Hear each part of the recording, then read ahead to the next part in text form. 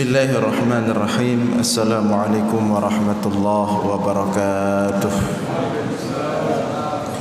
Alhamdulillahilladzi bi ni'matihi tatimmus shalihat wa bi fadlihi tatanazzalul khairat wal barakat wa bi taufiqihi tatahaqqaqul maqasid wal ghayat. Allahumma salli wa sallim wa barik ala sayyidina wa maulana Muhammad wa ala alihi wa sahbihi ajma'in, amma ba'd. Subhanaka la ilma lana illa ma 'allamtana innaka antal alimul hakim. Allahumma 'allimna ma yanfa'una wanfa'na bima 'allamtana wa zidna ilma. Hadirin jamaah sekalian yang dimuliakan Allah, kembali kita lanjutkan kajian kita sebagaimana biasa. Pada malam ini lanjutan pembahasan halal haram. Pada pertemuan sebelumnya sudah kita bahas ayat-ayat Al-Quran, hadis-hadis beserta asar daripada ulama salafus saleh, daripada para sahabat, tabi'in dan tabi'in, serta bagaimana atau betapa waraknya mereka dalam menjauhi makanan atau sesuatu hasil yang diharamkan oleh Allah Subhanahu wa taala. Nah, pada malam ini kita lanjutkan. Qala al-musannifu rahimahullah wa nafa'ana bi 'ulumihi fid dharain amin. Asnaful halali wa madakhiluhu. Asnaful halali wa madakhiluhu. Pembagian atau jenis-jenis hal-hal yang dihalalkan dan diharamkan beserta bentuk-bentuk hal yang diharamkan atau yang dihalalkan.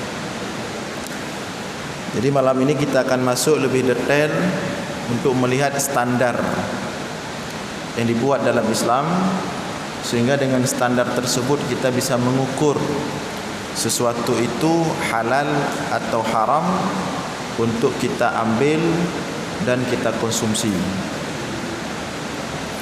Wa nahnu al-an nushiru ila majami'ihi fi siyaqi taqsim. Kita akan melihat pembagian daripada hal yang diharamkan oleh Allah Subhanahu wa taala, wa huwa annal mala innama yahrumu imma li ma'na fi 'ainihi aw li khalalin fi jihati iktisabihi. Sesungguhnya harta itu diharamkan dikarenakan dua hal. Sesungguhnya harta itu diharamkan karena dua hal. Yang pertama, imma li ma'na fi 'ainihi, karena memang barang itu diharamkan untuk dikonsumsi. Yang kedua, au li khalalin fi jihati iktisabihi. Yang kedua, yang diharamkan bukan barangnya tapi cara memperoleh barang tersebut. Jadi ada dua bentuk kategori sesuatu haram dikonsumsi. Yang pertama, memang barangnya itu haram dikonsumsi. Yang kedua, bukan barangnya yang menjadi penyebab hukum haram, tetapi cara memperoleh barang tersebut. Jadi ada dua bagian, ada dua standar keharaman dalam sebuah barang atau sebuah wujud untuk dikonsumsi. Al-qismul awal, al-haramu li sifatin fi 'ainihi kal khamri wal khinziri wa ghairihima. Yang pertama, haram karena barang itu memang haram dikonsumsi. Yang pertama, haram barang tersebut karena memang barang itu haram dikonsumsi. Apa contohnya?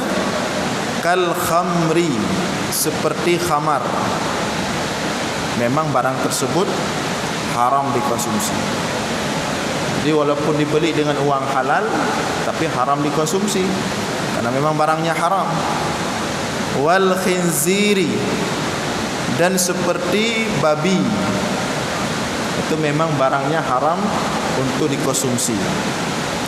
Wa ghairihima, dan selain keduanya yang seumpama khamar dan babi, seperti bangkai, seperti ganja, narkoba, ya, seperti binatang-binatang yang haram dimakan, itu memang barangnya haram dikonsumsi. Fa innaha imma an takuna minal ma'adin kal milhi wat tini wa ghairihima aw minan nabati aw minal hayawani. Barang yang dikonsumsi ini dibagi menjadi 3 sumber. Jadi nanti kita bisa mendeteksi hukum-hukumnya. Jadi setiap barang dikonsumsi oleh manusia itu bersumber dari 3 sumber. Nanti kemudian baru Imam Ghazali menjelaskan hukumnya satu persatu. Sumber sebuah barang untuk dikonsumsi itu yang pertama minal ma'adin, daripada perut bumi. Barang yang didapatkan dari perut bumi. Apa contoh barang didapatkan dari perut bumi? Banyak. Ya, ada minyak, ada di sini disebutkan kal milhi, seperti garam, watin, seperti tanah, wa ghairihima, dan lain-lain sebagainya. Banyak sekali barang yang didapatkan dari bumi, dari sumber bumi. Nanti kita lihat mana yang haram, mana yang halal. Au minan nabati, yang kedua sumber makanan itu berasal dari nabati. Apa arti nabati? Tumbuh-tumbuhan. Nanti kita lihat mana tumbuhan yang halal, mana tumbuhan yang haram. Au minal hayawanati, sumber ketiga makanan manusia itu dari hewan berupa daging. Ada lembu, ada kambing, ayam, burung, dan seterusnya. Jadi 3 bagian sumber makanan manusia ini, atau 3 sumber manusia memperoleh makanan. Yang pertama dari perut bumi, atau yang kedua dari tumbuh-tumbuhan, yang ketiga dari hewan.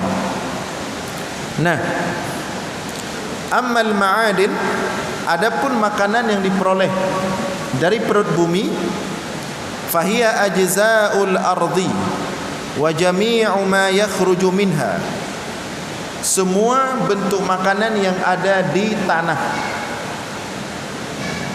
Wa jami'u ma yakhruju minha, dan setiap makanan yang dikeluarkan dari tanah. Itu yang bersumber dari tanah, dari bumi. Fala yahrumu akluhu illa min haitsu innahu yadhurru bil akli. Maka semua makanan yang bersumber dari tanah atau yang dikeluarkan dari bawah tanah itu tidak haram dimakan kecuali apabila dia memberikan mudarat. Kecuali apabila dia memberikan mudarat bagi orang yang memakannya. Wa fi ba'dihha, sebagian makanan yang dikeluarkan oleh bumi atau terdapat di tanah itu ma yajri majras sam, dia sifatnya seperti racun yang kalau dikonsumsi bisa membahayakan kesehatan manusia, bahkan dalam tingkat tertentu bisa membunuhnya. Jadi ma yajri majras sam wal khubsi, demikian juga dia bisa menyehatkan, seperti khubzi, seperti roti dari tanah. Pernah lihat roti dari tanah? Di Indonesia ada juga, di Jawa itu, di salah satu daerah di Jawa itu mereka makan roti yang terbuat dari tanah. Kalau di sana di Afrika ada satu negara itu yang memang roti mereka konsumsi sehari-hari itu dari tanah. Tapi tidak sembarang tanah, bukan tanah belakang rumah kita. Dia memang tanah khusus. Tanah itu tanah khusus, memang tidak memudaratkan. Orang itu memang di sana dari tanah itu mereka olah jadi roti, dibakar jadi roti, kemudian mereka konsumsi. Nah, ini bagaimana hukumnya? Selama tidak memudaratkan, maka hukumnya adalah halal. Dia dianggap sebagai roti, ya. Jadi law kana mudirran la haruma akluhu. Jadi kalau dia itu memberikan mudarat, haram. Kalau dia tidak memberikan mudarat, berarti tidak haram. Wat-tin alladhi ya'tadu akluhu la yahrumu min haitsu ad-darar. Ini seperti tanah yang dijadikan roti, yang sebagian manusia memakannya, ya, walaupun tidak semua, dan dia bukan semua tanah khusus. Nah, ini tidak haram selama tidak membawa kepada mudarat.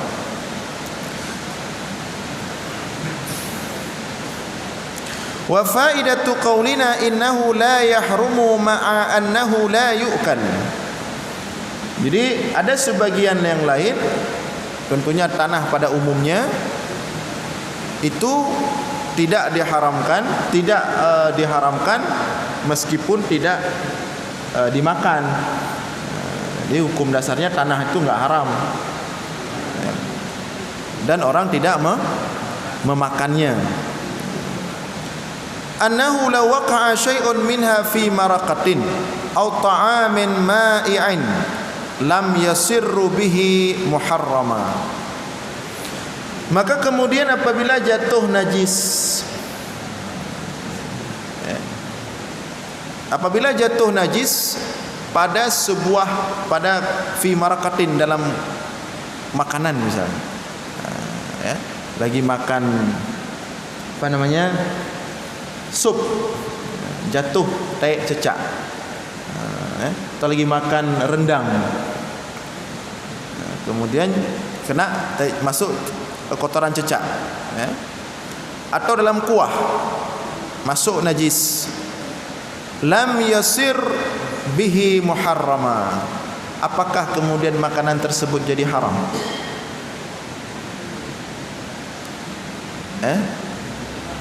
Tidak membuat makanan tersebut jadi haram, tetapi tidak boleh dimakan. Artinya kalau kita konsumsi dia haram, tapi hukum dasarnya dia enggak haram. Maka oleh karena itu, ketika sesuatu terkena najis, jangan langsung dibuang ke tong sampah. Alasan kenapa? Najis. Padahal bisa dimanfaatkan untuk lain. Misalnya seperti minyak. Minyak, ada orang pakai minyak untuk berobat, beli minyak bensin atau minyak tanah, pakai untuk berobat, ya. Kemudian sedang dipakai untuk berobat, masuk kotoran cecak, langsung dibuang, enggak dipegang lagi. Padahal jangan dibuang, bisa dipakai untuk hal lain seperti kompor kalau yang masih pakai minyak tanah. Kemudian apa itu namanya, panyut yang pernah ni, ya? Jadi tidak semua yang yang diharamkan itu kemudian tidak bisa dipakai. Itu mau dijelaskan di sini. Dan tidak semua yang tidak boleh dimakan itu haram. Jadi bukan berarti ketika kita tidak boleh makan, tidak boleh konsumsinya, kemudian langsung menjadi haram. Itu hukum untuk sesuatu yang bersumber dari tanah.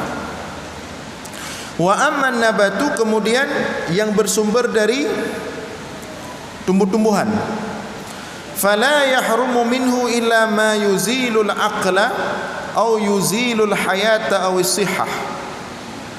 Tidak haram daripada tumbuh-tumbuhan kecuali tumbuh-tumbuhan yang dapat menghilangkan akal, merusak pikiran. Au yuzilul hayata aw sihah, atau tumbuh-tumbuhan yang dapat membahayakan kesehatan, bahkan bisa mematikan. Nah, selain itu boleh. Tapi kalau tumbuh-tumbuhan itu dapat merusak akal, dapat membahayakan kesehatan, bisa mengancam nyawa, maka diharamkan. Itu standarnya. Apa contohnya yang diharamkan daripada tumbuh-tumbuhan yang bisa merusak akal? Nah, di sini Imam Ghazali menyebutkan famuzilul aqli, maka yang dapat menghilangkan akal contohnya al-banju. Al-banja, orang Arab bilangnya banja, kalau kita bilangnya ganja. Orang Arabnya banja. Itu standarnya. Jadi kemanapun pergi, ke ujung dunia, ke gunung apa, ke hutan manapun pergi, kalau ditanya apa hukum rumput ini, pohon ini, jadi standarnya apa? Kalau dia menghilangkan akal, bisa merusak pikiran, berarti hukumnya haram. Atau kalau dia bisa merusak kesehatan, berarti hukumnya haram. Selain itu semuanya boleh. Nah, jadi selama tidak memudaratkan, hukumnya boleh. Wal khamri, nah yang diharamkan itu yang merusak akal, yang mengancam, membahayakan kesehatan, seperti banja tadi, ganja. Wal khamri, dan khamar. Khamar itu dari apa? Dari buah-buahan dia, buah anggur yang di apa? Fragmentasi. Kemudian air apa itu? Hijau. Fragmentasi. Itu kan tumbuh-tumbuhan. Maka ketika dia merusak akal, maka dia menjadi haram, apapun bentuknya, bagaimanapun prosesnya, apapun namanya. Itu standar diberikan oleh Imam Al-Ghazali. Wa muzilul hayah, dan yang kedua standarnya jangan yang dihalalkan itu yang tidak mengancam nyawa, seperti tumbuh-tumbuhan yang punya efek racun. Ini biasanya orang-orang apa namanya yang buat obat itu orang farmasi. Nah, ini orang farmasi, dia tahu jenis-jenis apa namanya tanaman-tanaman yang dipakai dalam obat itu, yang ada kadar-kadar racun, yang ada kadar-kadar memabukkan. Nah, itu dia tahu semua. Nanti juga ada model tumbuhan, dia kalau apa namanya dimakan mentah dia enggak memabukkan. Tapi kalau dicampur dengan zat lain atau dimasak, kemudian dengan waktu batas tertentu, dia bisa memabukkan. Nah, itu dia tahu semua, ada ilmunya. Jadi standarnya itu, selama tidak memudaratkan, menghilangkan akal atau mengancam nyawa, merusak kesehatan, semuanya boleh dikonsumsi, termasuk al-adwiyah fi ghairi waqtiha, termasuk mengkonsumsi obat dari tumbuh-tumbuhan bukan pada waktunya. Hukumnya berarti haram, karena obat itu kan bisa merusak dia. Apa yang dirusak oleh obat? Kena ginjal, kena hati. Maka ketika Imam Al-Ghazali, di antara tumbuh-tumbuhan yang bisa merusak kesehatan dan haram dikonsumsi, al-adwiyah fi ghairi waqtiha, minum obat bukan pada waktunya. Apa makna bukan pada waktunya? Ketika tidak kita butuhkan, dia bisa merusak tubuh. Nah, kalau setelah kita pastikan dia bisa merusak. Wa kana majmu'u hadza yarji'u ila ad-darari illa al-khamri wal muskirat. Nah, semua jenis tumbuh-tumbuhan secara umum itu kalau memberikan mudarat, haram dikonsumsi, haram dimakan. kecuali 2. Detail ini pembahasannya. Semua tumbuh-tumbuhan kalau memberikan mudarat haram dikonsumsi, kecuali 2. Meskipun dia tidak memberikan mudarat dalam kadar tertentu, tetap haram dikonsumsi. Apa 2 itu? Yang pertama khamar. Maka khamar ini meskipun tidak memberikan mudarat, hukum minumnya apa? Haram. Dan ini kan detail Imam Ghazali, tidak diumumkan seperti tadi. Jangan nanti berarti kalau begitu khamar dalam kadar tertentu tidak mudarat, boleh dong kita minum. Nah, seperti di sebagian negara yang mereka minum khamar bukan untuk mabuk, tapi minum khamar itu untuk menghangatkan tubuh. Nah, itu di negara-negara dingin. Lantas bagaimana? Boleh enggak demikian? Tadi Imam Ghazali mengatakan semua tumbuh-tumbuhan dia menjadi haram kalau memberikan mudarat. Berarti kalau tidak memberikan mudarat tidak haram. Maka kalau khamar diminum dalam kadar tertentu tidak memberikan mudarat, berarti juga tidak haram. Maka Imam Ghazali memberikan pengecualian. Memberikan pengecualian khusus untuk khamar. Dan segala sesuatu yang memabukkan kalau kita konsumsi banyak, maka 2 barang ini, khamar dan yang memabukkan kalau kita konsumsi banyak, dia memberikan mudarat atau tidak memberikan mudarat, hukumnya tetap haram. Jadi kalau ada orang mengatakan kami minum khamar bukan memudaratkan, malah menguntungkan, seperti tadi menghangatkan, menyegarkan pikiran, kan enggak mudarat, malah menguntungkan kata mereka, sehingga menjadi minuman kehormatan, ya, minuman tingkat tinggi, datang tamu, jumpa elit, kehormatan. Maka Imam Ghazali mengecualikan khusus untuk khamar, mau memberikan mudarat, mau tidak memberikan mudarat, hukumnya tetap haram. Beda dengan tumbuh-tumbuhan lain.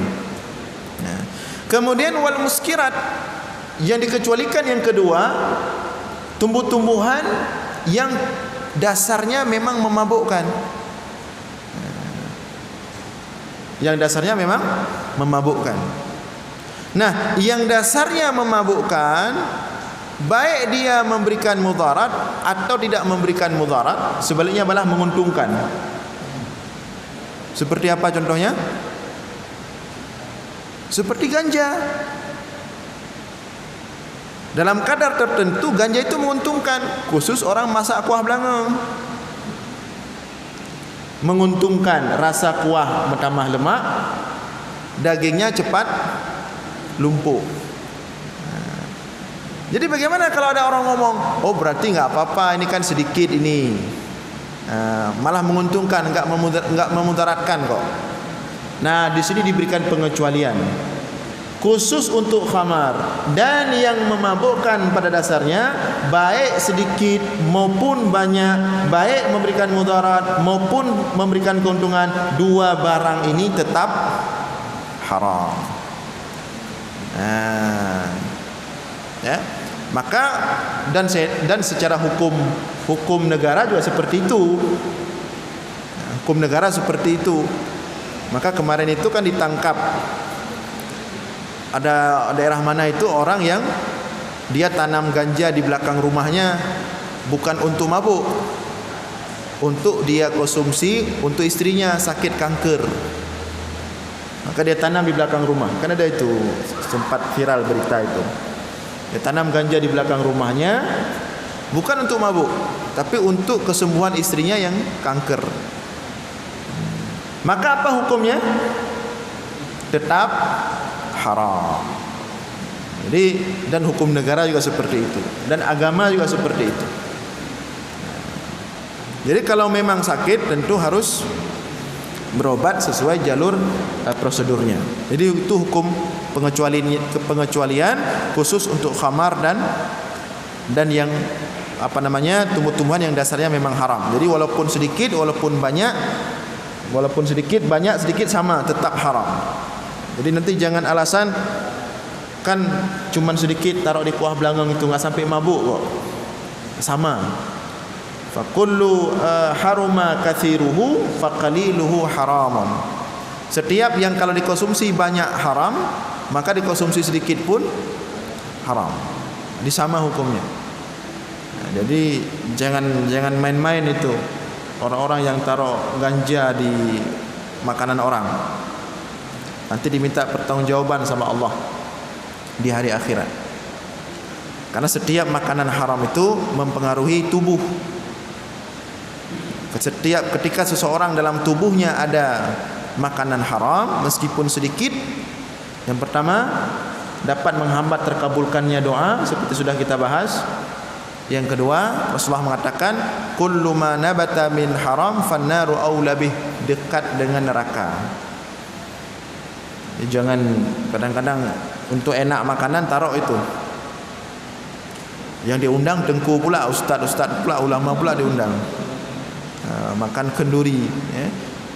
Taruh sedikit. Banyak itu kita dapatkan. Nah, yang ketiga itu yang dari tumbuh-tumbuhan. Kemudian sumber makanan yang ketiga bagi manusia yang ada yang haram, ada yang halal. Kita lihat standarnya. Wa ammal hayawanat. Yang ketiga adalah yang bersumber dari daging hewan. Fatanqasimu ila ma yu'kalu wa ila ma la yu'kal. Maka hewan-hewan itu yang pertama dibagikan dulu menjadi dua. Yang boleh dimakan dan hewan yang tidak boleh dimakan. Harus dibagikan dua. Pertama dibagi dua dulu. Nanti setelah dibagi dua, yang pertama tidak boleh dimakan, memang haram. Udah satu. Kemudian tinggal yang boleh dimakan. Nanti yang boleh dimakan ini ada hukum-hukumnya lagi. Di antaranya bagaimana cara proses penyembelihan. Yang pertama yang tidak boleh dimakan. Yang tidak boleh dimakan ini pembahasannya sebenarnya dalam fikih di bab al-at'imah, bab makanan. Mana hewan-hewan yang boleh dimakan, mana hewan-hewan yang tidak boleh dimakan. Ada dalil-dalil Rasulullah mengatakan hewan yang tidak boleh dimakan. Misalnya Rasulullah mengatakan dalam sebuah hadis bahwa haram makan setiap binatang yang bertaring, ya, yang zati inabin, yang bertaring. Itu untuk hewan yang bertaring. Jadi setiap hewan yang bertaring, hukum memakannya adalah haram. Itu untuk hewan seperti harimau, anjing dan seterusnya yang bertaring. Kemudian dzati mikhlab. Dzati mikhlab itu yang kukunya kukunya itu apa istilahnya? Dzati mikhlab itu seperti elang. Kalau hewan tadi kakinya bertaring, kalau elang kukunya apa istilahnya itu? Kuku pemangsa. Itu apa namanya? Kuku apa istilahnya itu? Kuku hewan pemangsa. Jadi kukunya kan beda itu. Seperti elang atau cendrawasih kalau ada, ya. Cendrawasih. Burung-burung yang pemangsa itu. Itu haram. Dzati mikhlab. Jadi jangan nanti tembak, pergi ke hutan tembak burung, dapat elang, tembak. Telepon kawan ni ada elang ni, nanti malam kita buat mie. Itu haram. Karena dia burung pemangsa. Saya sudah lupa istilahnya, dzati mikhlab bahasa Arabnya. Punya kuku. Kalau gigi taring namanya, gigi bertaring seperti anjing, harimau. Kalau kuku pencakar apa namanya itu? Enggak ada ahli hewan di sini, ya. Itu haram. Kemudian dalam hadis yang lain Rasulullah mengatakan seperti diharamkan naha Rasulullah sallallahu alaihi wasallam. Rasulullah melarang makan seperti namlah, semut. Semut tu enggak boleh makan, dilarang oleh Rasulullah. Dilarang makan semut oleh Rasulullah. Jadi kalau dia ada dalam air, itu dipindahkan semutnya, baru diminum airnya. Dia jangan langsung dimasukkan, semut 2 butir cuma masuk. Itu tidak boleh. Itu standar-standar yang hewan diberikan standar oleh Rasulullah haram dimakan. Selain itu boleh. Ya, kalau kuda itu boleh tidak? Kuda boleh dimakan apa enggak? Ada yang pernah makan kuda di sini? Dalam mazhab Maliki, Syafi'i, Hambali, kuda boleh dimakan, boleh disembelih. Yang enggak boleh dalam mazhab Hanafi. Dalam mazhab Hanafi, kuda itu enggak boleh dimakan. Kita Syafi'i boleh. Jadi kalau ada yang kirim kuda, boleh disembelih. Karena dulu para sahabat pernah dalam sebuah peperangan menyembelih kuda, memasak dan memakannya. Jadi standarnya itu. Zat mikhlab tadi yang gigi bertaring enggak boleh dimakan, haram. Kemudian kuku pencakar. Nah, itu yang haram dimakan. Wa ma yahillu akluhu minha fa inna ma yahillu idza dzubiha dzabhan syar'an. Jadi yang pertama tadi yang diharamkan sudah jelas. Yang giginya bertaring dan kukunya memangsa, mencakar. Itu haram. Seperti elang tadi, burung elang, cendrawasih yang memang dia memangsa dengan kukunya itu.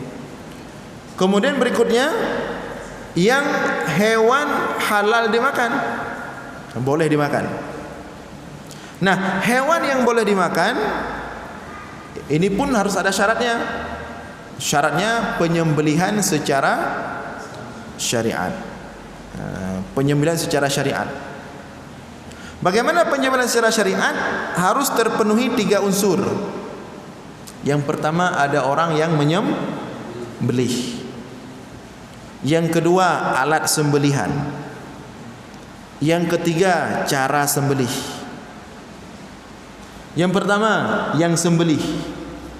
Yang mau sembelih hewan, ya, mau lembu, mau kambing, mau ayam.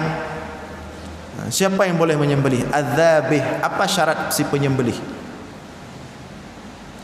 Syaratnya cuma 2. Cuma 1 syaratnya. Ya.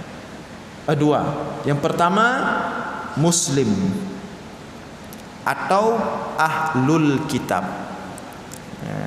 Muslim atau ahlul kitab. Ahlul kitab itu bisa Yahudi, bisa Nasrani. Muslim atau ahlul kitab. Perempuan dan laki-laki apakah menjadi syarat? Tidak. Boleh laki-laki yang menyembelih, boleh perempuan. Bahkan perempuan yang sedang dalam keadaan tidak suci, sedang haid, juga boleh menyembelih. Jadi jangan nanti timbul khurafat-khurafat yang tidak betul. Ya. Perempuan boleh, laki-laki boleh. Apalagi zaman sekarang laki-laki jarang di rumah, sering di warung kopi. Jadi kalau istri mau masak susah potong ayam, potong sendiri terus. Ya. Itu boleh. Baik orang dewasa maupun anak-anak. Sudah disyaratkan balik penyembelih itu. Anak SD kalau dia sudah mumayyiz, sudah bisa membedakan mana yang bahaya tidak bahaya, itu boleh menyembelih. Anak kecil. Jadi kalau mau potong ayam di rumah, kita lagi di luar, telepon anak, potong sebentar. Sah sembelihannya. Itu syarat pertama si penyembelih, muslim atau ahlul kitab. Syarat kedua si penyembelih harus menyembelih dalam keadaan dia sengaja ingin menyembelih. Ada unsur qasdun, sengaja ingin menyembelih. Kalau tidak sengaja tapi tersembelih, sah enggak sembelihannya? Enggak sah.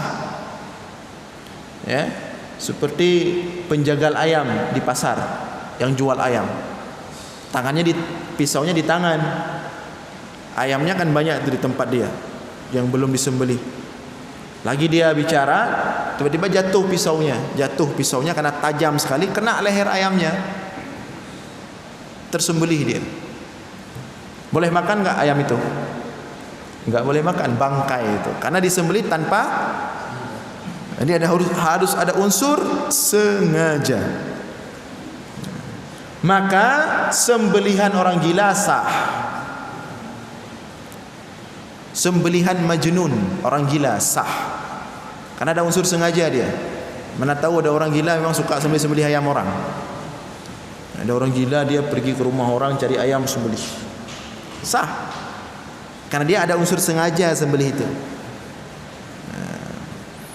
Tapi kalau tidak ada unsur tersengaja, maka tidak boleh. Itu syarat si penyembelih. Yang pertama muslim atau ahlul kitab, yang kedua ada unsur sengaja. Kemudian al-alah, alat untuk sembelih. Apa syarat alat untuk sembelih? Alat untuk sembelih, semua benda tajam. Nah, ini diperhatikan baik-baik ya kaedahnya. Semua benda tajam, semua benda tajam boleh digunakan untuk menyembelih kecuali dua. Apa kecuali itu? Yang pertama tulang atau gigi. Itu enggak boleh menyembelih dengan tulang. Tulang apapun atau gigi. Nanti mana tahu ada orang mau sensasi, buat video viral, ambil ayam, sembelih ayam pakai gigi misalnya. Itu tidak sah, bangkai. Atau tulang, diambil tulang apa, ditajamin, sembelih, bangkai, enggak sah penyembelihan dengan tulang. Kemudian tidak sah penyembelihan dengan kuku, tulang atau gigi, kuku. Ada orang panjang kukunya, sudah dipelihara bertahun-tahun, sudah dirawat bertahun-tahun. Di setiap hari ditajamin. Jadi disembelih ayam dengan kuku itu, sah enggak sembelihannya? Bangkai, enggak sah. Nah, selain tulang atau gigi, selain kuku, semua benda yang tajam boleh dipakai sembelih. Baik itu besi, boleh kayu dipotong tipis, ditajamin, boleh. Termasuk rambut. Rambut kalau dia tajam, boleh disembelih, pakai untuk menyembelih. Tapi kalau tidak tajam, boleh enggak? Nah, contoh sembelih pakai tembak, sah enggak sembelih ya? Enggak sah. Sembelih pakai tembak enggak sah, pakai senjata. Karena dia bukan benda tajam. Ini diperhatikan. Atau sembelihnya pakai batu, lempar, mati. Ini tidak boleh karena bukan benda tajam. Boleh sembelih seperti senjata misalnya atau panah, dengan syarat hewan itu hewan ghairu maqdurin alaihi, hewan yang tidak bisa dikontrol. Jadi nanti hewan yang bisa disembelih itu ada dua dia. Ada yang bisa dikontrol, ada yang tidak bisa dikontrol. Yang bisa dikontrol seperti kita menyembelih kurban. Kita bawa dia, kita pegang, mudah kita atur. Itu harus sembelih dengan benda tajam. Yang tidak bisa dikontrol, misalnya loncat-loncat sudah putar-putar satu kampung dia. Entah siapa yang pegang gara-gara entah orang enggak beres pegang, loncat-loncat satu kampung dia, lari-lari, tidak bisa kita kontrol. Atau seperti orang mau menyembelih rusa di hutan, enggak bisa kita kontrol. Bagaimana kita mau tangkap dia pelan-pelan kita sembelih, enggak bisa. Atau ada hewan seperti kambing atau lembu terperosok ke sumur tua. Sumurnya kecil, kepala ke bawah pula jatuhnya. Tidak bisa kita keluarkan lagi, sulit. Nah, dalam kondisi seperti itu, saya ulangi sekali, dalam kondisi seperti itu disilahkan dengan dalam fikih ghairu maqdurin alaihi, hewan yang tidak bisa dikontrol penyembelihannya baru disembelih sebagaimana bisa. Nah, jadi kalau sembelih rusa di hutan, cara sembelihnya bagaimana? Bismillah. Ya, bismillah, Allahu Akbar, Allahumma shalli ala Muhammad, tembak, kena mati, boleh buat mie malamnya. Nah, tapi itu khusus hewan ghairu maqdurin alaihi, hewan yang tidak bisa dikontrol ketika penyembelihan. Tapi yang bisa dikontrol harus dengan benda tajam. Nah, kemudian syarat terakhir, syarat hewannya juga berkaitan dengan sembelihan hewan ini. Meski dia punya hayah mustaqirrah, hayatun mustaqirrah, ketika kita sembelih itu dia tidak sedang sakaratul maut, sedang sehat dia, kita sembelih, nah, itu sah, halal. Tapi kalau dia sudah sakaratul maut, datang kita menyembelih, itu tidak boleh lagi. Nah, seperti hewan lembu ketabrak di jalan, tabrak, tang, kita lihat mau mati, dia ambil parang, nanti malam kita buat mie, ambil parang. Nah, itu nggak boleh lagi. Karena kalau dia mati, bukan mati karena sembelih lagi, mati karena ketabrak. Jadi penyembelihan secara syariat harus mati karena kita sembelih, bukan mati karena hal lain. Termasuk ayam di rumah, kalau sakitnya sudah parah, mau mati sakitnya, nggak bisa lagi sembelih, maka sebelum sakit parah sembelih terus. Jangan tunggu besok aja, kita tunggu masih kuat ya, besok. Udah sakratul maut, udah kita sembelih, itu jadi bangkai. Kemudian terakhir, syarat pada urat yang harus disembelih. Ada berapa urat harus putus? Nah, itu binatang ada 4 urat di sini. Nah, yang satu urat pernapasan, yang satu lagi urat masuk makanan, yang 2 lagi namanya wadijain, urat saluran darah. Dalam mazhab Syafi'i harus terputus 2 urat. Apa urat itu? Urat pernapasan, saluran masuk makanan. Orang nggak tahu urat ini nggak bisa pegang sembelih. Jadi jangan enteng-enteng sembelih itu. Dia harus tahu mana urat yang putus nih. Jangan sampai udah disembelih jalan-jalan masih ayamnya, karena nggak tahu dia urat mana putus. Dalam mazhab Syafi'i harus terputus 2 urat. Urat pernapasan, al-hulqum. Kemudian yang kedua urat saluran masuk makanan, disebut dengan marih. Bahasa Aceh apa? Mareh. Halqum dan mareh. Adapun 2 urat sisa, urat darah itu dalam mazhab Syafi'i enggak harus. Dalam mazhab Maliki harus putus 3 urat. Halqum, marih, dan salah satu urat saluran darah, salah satu wadijain namanya. Dalam mazhab Hanafi 4 harus putus. Maka agar khurujan minal khilaf, keluar daripada perbedaan pendapat biar enggak ribut, 4 kita putuskan terus. Jadi datang yang mazhab Syafi'i nanti, bagaimana anda sembelih? Aman, putus 2 urat. Datang mazhab Maliki, bagaimana anda sembelih tadi? Putus 3 urat, aman. Datang mazhab Hanafi, leher-lehernya sudah putus, sempat tanya-tanya lagi. Nah, ya. Jadi itu syarat urat yang harus terputus. Nah, apabila ini sudah aman semua, maka baru halal untuk dikonsumsi sehingga tidak haram. InsyaAllah kita lanjutkan malam Sabtu depan.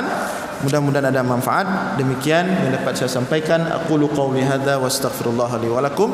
Wassalamualaikum warahmatullahi wabarakatuh.